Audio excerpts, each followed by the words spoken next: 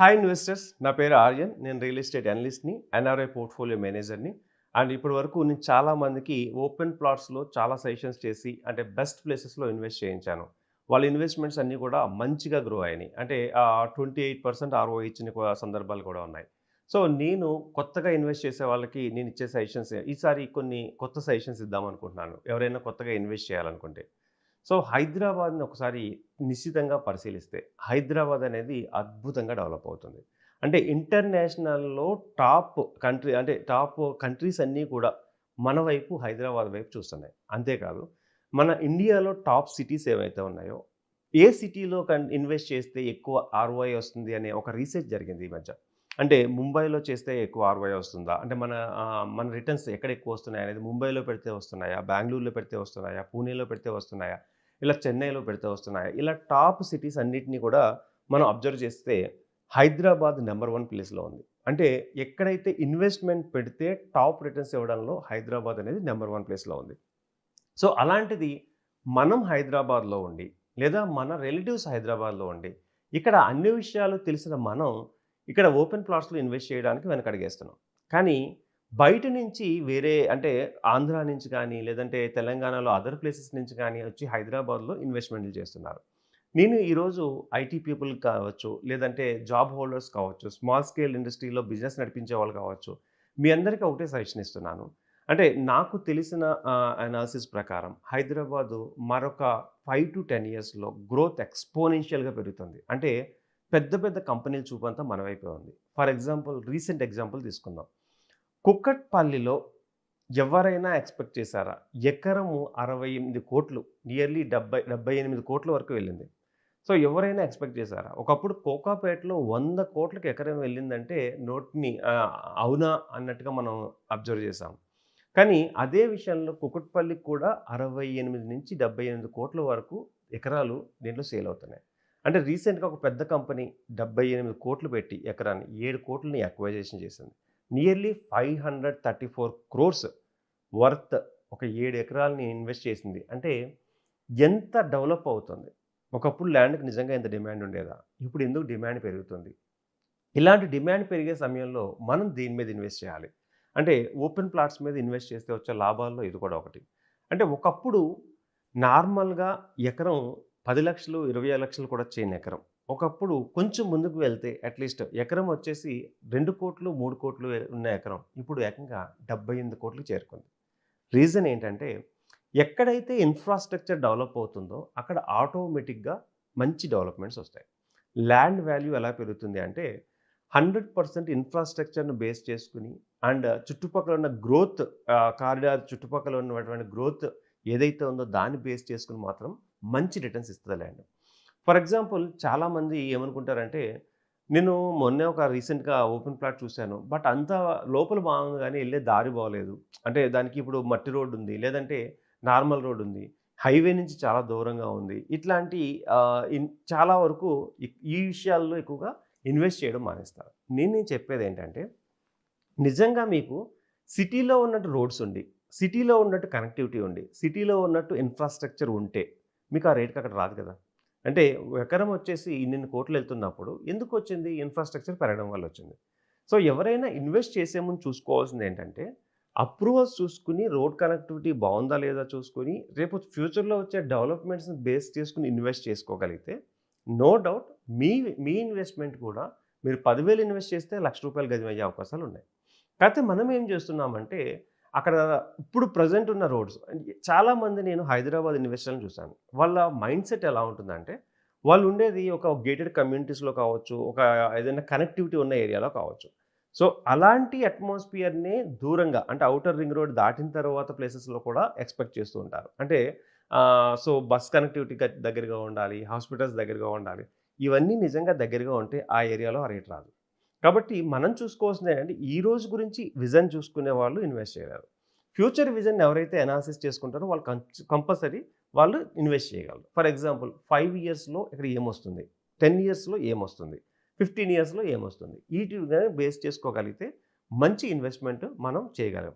For example కుకట్పల్లికి అన్ని కోట్లు పెట్టి ఎకరం ఎందుకు కొనాల్సొచ్చింది అంటే చిన్న ఎగ్జాంపుల్. కుకట్పల్లి ఏరియా అనేది హైటెక్ సిటీ హబ్‌కి దగ్గరగా ఉంది.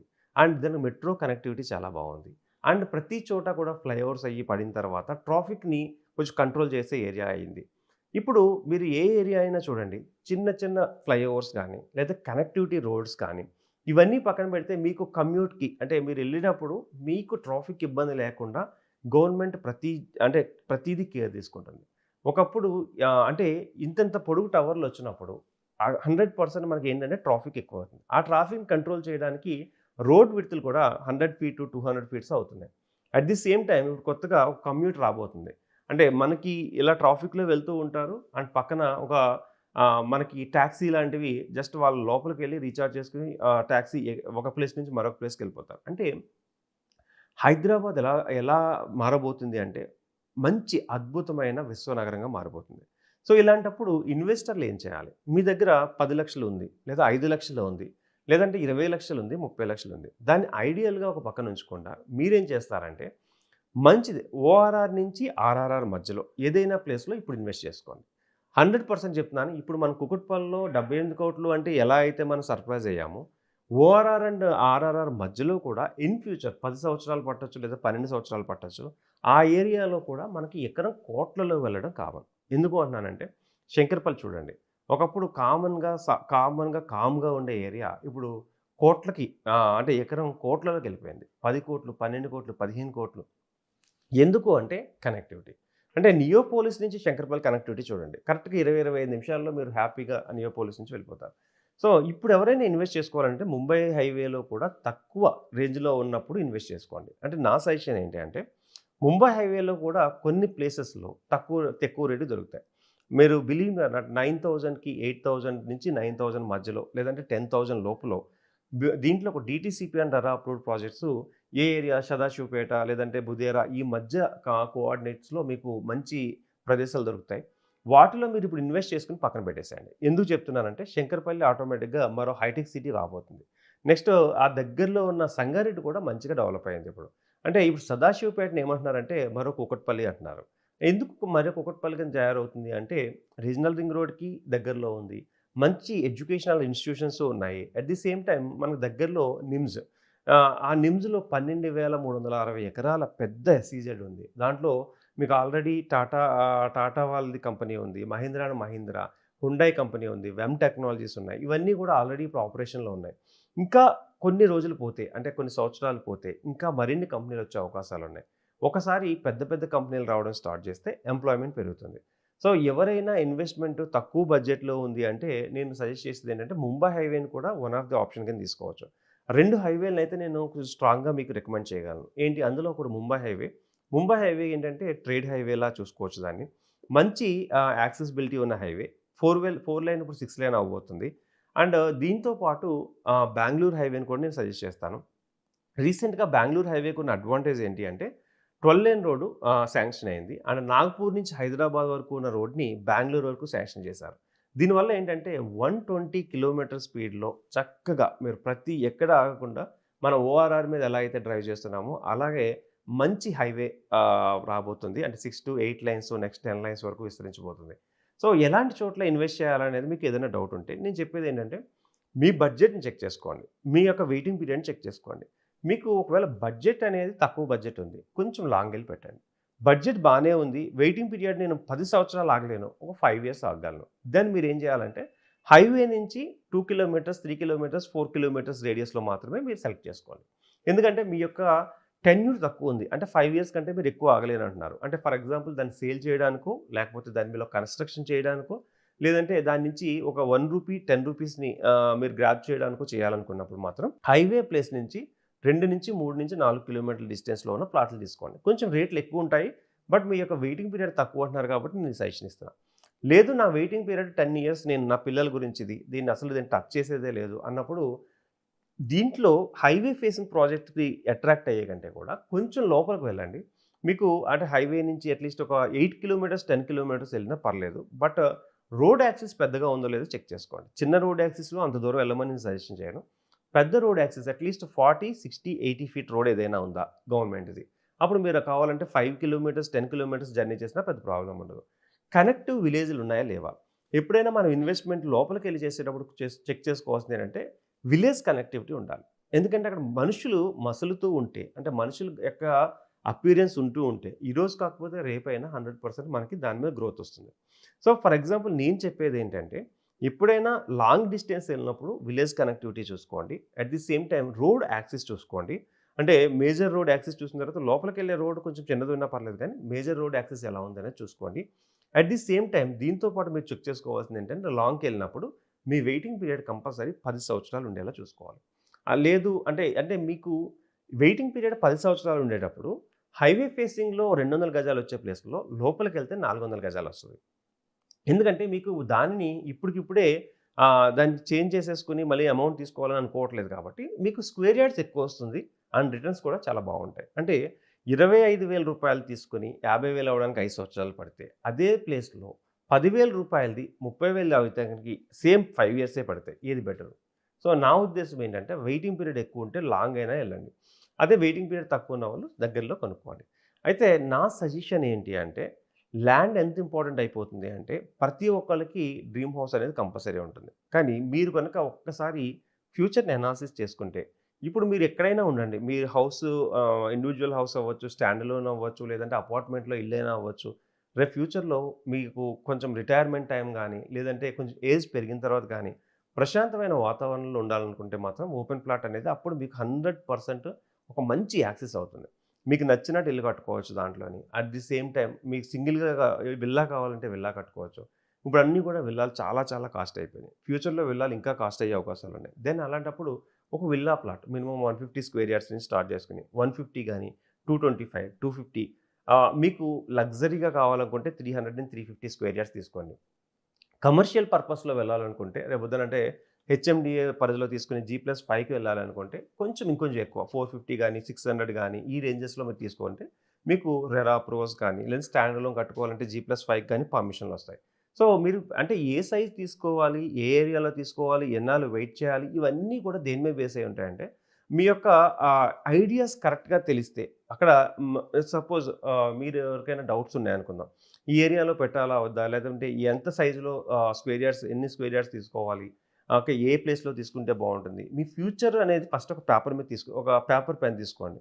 ఈ ఇన్వెస్ట్‌మెంట్ పర్పస్ ఏంటి? నేను ఒక 5 ఇయర్స్‌లో దీన్ని ట్రేడింగ్ లాగా ఇప్పుడు నేను 20,00,000 కొంటున్నాను. ఒక 60,00,000కి అమ్మేద్దాం అనుకుంటున్నాను. అట్లాంటి పర్పసా? లేదు. దీంట్లో నేను కమర్షియల్‌గా ఏదైనా బిల్డ్ చేయాలనుకుంటున్నాను. లేదా నేను ఒక అపార్ట్మెంట్ కన్‌స్ట్రక్ట్ చేయాలనుకుంటున్నాను. లేదా పర్సనల్‌గా విల్లా కన్‌స్ట్రక్ట్ చేసుకోవాలనుకుంటున్నాను. లేదా పిల్లల భవిష్యత్తుకు వదిలేయాలనుకుంటున్నాను. లేదు నాకు పెద్దవాళ్ళనుకోండి. రిటైర్మెంట్ అయిపోయారు. మీ దగ్గర డబ్బులున్నాయి. పిల్లలకి ఇద్దామనుకుంటున్నారు. ఒక గిఫ్ట్ లాగా ఇద్దామనుకుంటున్నారు. ఏదిచ్చినా పిల్లలకి గిఫ్టు భూమి ఇచ్చినంత వాల్యూ ఏది చేయదండి. మీరు ఏదైనా చేయండి. నా నా రిక్వెస్ట్ ఏంటంటే మీరందరూ ఎంతో కష్టపడి అంటే రిటైర్డ్ పీపుల్‌కి నా రిక్వెస్ట్ ఏంటంటే చాలా కష్టపడి ఎంతో డబ్బులు సంపాదించుకొని ఎన్నో ఒడిదుడుకులను చూసి రూపాయి సేవ్ చేసుకుంటూ కొంత అమౌంట్ సేవ్ చేసుకుంటారు. దాన్ని వాళ్ళకి హౌస్‌ని గిఫ్ట్‌గా ఇచ్చే కంటే కూడా ల్యాండ్‌ని గిఫ్ట్‌గా ఇస్తే బెస్ట్ అని అనిపిస్తుంది. ఎందుకంటే హౌస్ వాళ్ళు ఎలాగో కొనుక్కోగలరు. వాళ్ళ జాబ్స్‌లో గాని, అపార్ట్మెంట్‌లో లేదంటే వాళ్ళకొచ్చిన ఆదాయంలోంచి వాళ్ళు హౌస్ కొనుక్కోగలరు. మీరు ఒక గిఫ్ట్‌లాగా మనవళ్ళ పేర్ల మీద కానీ, మనవళ్ళ పేరు మీద కానీ ఒక చిన్న గిఫ్ట్‌లాగా ఎందుకంటే నా దగ్గర చాలామంది రిటైర్డ్ పీపుల్ వస్తారు. వాళ్ళందరూ కూడా మనవళ్ళకి ఇవ్వాలని చాలా అంటే నెక్స్ట్ జనరేషన్‌కి ఇవ్వాలనుకుని వాళ్ళకి తాపత్రయం చాలా ఉంది. నేను చూసాను. మా మనవడికి ఇవ్వాలి, మనవరాలికి ఇవ్వాలి అని. ఇలాంటి వాళ్ళందరూ కూడా ఓపెన్ ప్లాట్స్‌లో కొంచెం లేట్ అయినా పర్లేదు. వాళ్ళ ఏజ్‌ని చూడండి. సపోజ్ ఫర్ ఎగ్జాంపుల్ 10 ఇయర్స్ లోపల ఉన్నారు. ఇంకొక 10 ఇయర్స్ వరకు వెయిట్ చేసేలాగా కొంచెం దూరంగా తీసుకోండి. లేదు వాళ్ళు 15 ఇయర్స్‌కి వచ్చేసారు ఆల్రెడీ. కొంచెం దగ్గరలో తీసుకోండి. సో, నేను రిక్వెస్ట్ చేసేదేంటంటే ల్యాండ్ ఉంటేనే మనకు రేపొద్దున భవిష్యత్తు ఉంది. అంటే ఇన్‌ఫ్లేషన్ పెరిగిపోతా ఉంది. అంటే మీకు ఇప్పుడు రూ. 1,00,00,000 2040 కల్లా 100% 25,00,000 కంటే ఎక్కువ వర్త్ ఉండదు. ఒక రూ. 1,00,00,000ని ఇప్పుడు మనం కోటి ఎంత అనుకుంటున్నామో, ఎలా ఫీల్ అవుతున్నామో 2040కెళ్ళి చూసుకుంటే 100% అది రూ. 25,00,000కే అయిపోతుంది. సో, అప్పుడు మనము ఆ యొక్క ఇన్‌ఫ్లేషన్ మనము బేర్ చేయాలి అంటే, మనకి ఉన్న ఒకే ఒక ఆధారం ఏంటి అంటే 100% ల్యాండ్ మీద ఇన్వెస్ట్ చేసుకోవడం. ల్యాండ్ మీద ఇన్వెస్ట్ చేసేటప్పుడు ఒకటే గుర్తుపెట్టుకోండి. ఇన్వెస్ట్ చేయండి. దాన్ని పక్కన పెట్టేసేయండి. నెక్స్ట్ దానికెళ్ళిపోండి. సో, దాన్ని ఎప్పుడైనా సరే ఇన్వెస్ట్ చేసేటప్పుడు తొందరపడాలి. ఇన్వెస్ట్ చేసిన తర్వాత అమ్మేటప్పుడు మాత్రం ఆలస్యం చేయాలి. ఎందుకంటే ఎంత ఆలస్యం చేస్తే అంత మనకి 100% రిటర్న్స్ కూడా బాగానే వస్తాయి. మీరు ఎక్కడా లేని రిటర్న్స్ ల్యాండ్ మీద తీసుకోవచ్చు. ఫర్ ఎగ్జాంపుల్ ఎఫ్‌డీలో పెట్టినా, లేదంటే మ్యూచువల్ ఫండ్స్‌లో లేదంటే ఎక్కడ పెట్టినా కూడా ల్యాండ్ మీద వచ్చే రిటర్న్స్ చాలా అద్భుతంగా ఉంటాయి. ఫస్ట్ దీంట్లో ఉన్న భయాలను పక్కన పెట్టేసేయండి. ఎక్కడైనా మీకు నచ్చిన ప్లేస్‌లో మంచి ప్రొడక్ట్ ఉంటే గనక మంచి ప్రమోటర్‌ని చూసుకొని, అప్రూవల్స్ చూసుకొని చేయండి. సో, నేను మీకు ఎలా సహాయపడగలనంటే, సపోజ్ మీరు ఎక్కడో ల్యాండ్ కొనాలనుకుంటున్నారు. అట్ ది సేమ్ టైమ్ ఏ ఏరియాలో పెట్టాలో కొంచెం కన్‌ఫ్యూజన్‌లో ఉన్నారు.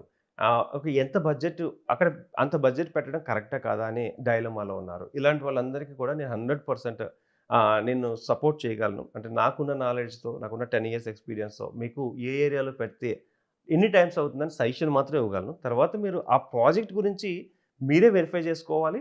మీరు తీసుకోవాలి. నేను ఎక్కడ పెట్టొచ్చు అనేది మాత్రం సజెషన్ ఇవ్వగలను. దాంతో పాటు ఎన్ని టైమ్స్ పెరుగుతదనేది ఒక చిన్న అనాలిసిస్ ఇవ్వగలను. సో, మీకు ఏదైనా సజెషన్స్ కావాలన్నా లేదంటే ఎక్కడ స్ట్రక్ అవునా నాకు గనుక కాల్ చేసినట్లయితే 100% మీకు మంచి సజెషన్స్ ఇవ్వడానికి నేను రెడీగా ఉన్నాను. నా నంబర్ వచ్చేసి 9391151121. Thank you.